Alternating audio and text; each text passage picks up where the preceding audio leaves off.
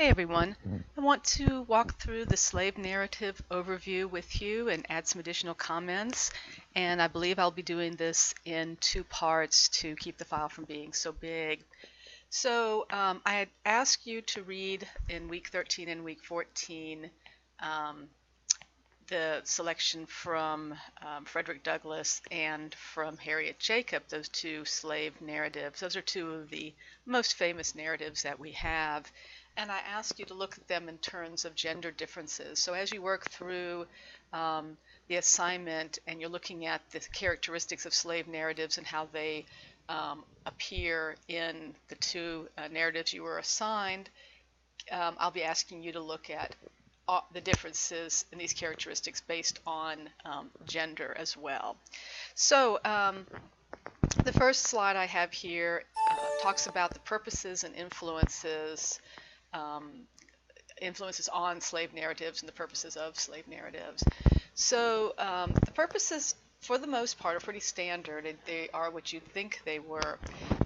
A lot of abolitionists helped former slaves write their narratives.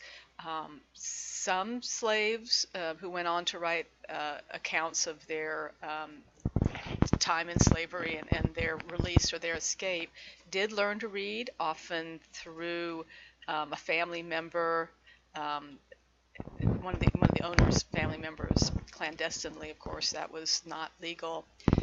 And some of them learned maybe afterwards, after they were released from slavery, but more frequently somebody helped them write their narrative. And this is not to diminish the importance of this narrative, it just, you need to think about what all else was added to that narrative that the illiterate slave himself would not know that had been added. Does that make sense? So we had in the captivity narrative that we read of Mary Rowlandson that she had help. Whether she wanted this help or not, we have no way of knowing, but from her pastor and from her husband in adding a lot of the scriptures. She may not have intended all those scriptural passages to be there when she wrote the narrative, but they were added for effect, for teaching purposes, for spiritual purposes. The same sorts of things happened with slave narratives, and the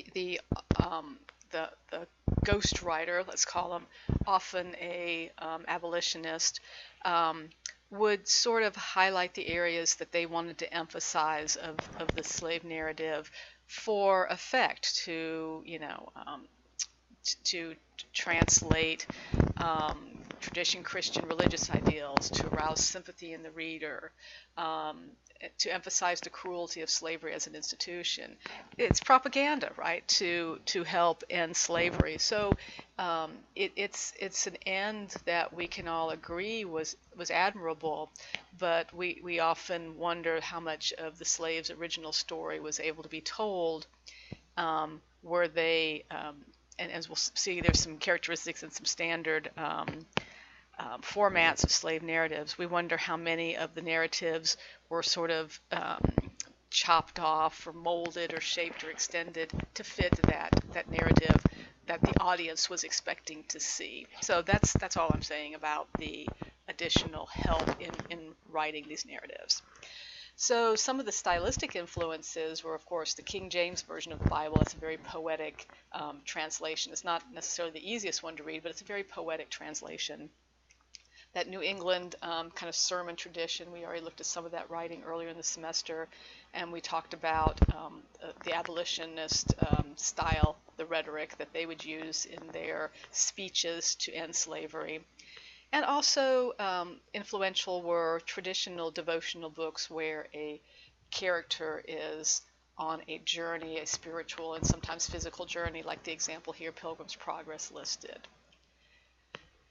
So they were very popular for a lot of different reasons, some more admirable reasons than other. First, people were interested in what life was like in the South, and of course, what we're talking about here, life in the South, was life on plantations. But this was interesting to people who did not live in the South themselves. Propaganda we already mentioned. that they could be useful teaching tools. People could read them to be edified, to learn something. And finally, a less glorious reason for their popularity. Just like today, people enjoy watching really violent crime shows on TV, or horror films at the theater. Um, just that kind of appetite for sensationalism. And that's a less than admirable reason for the popularity of slave narratives, but that was one of the things that helped them get published, for better or worse.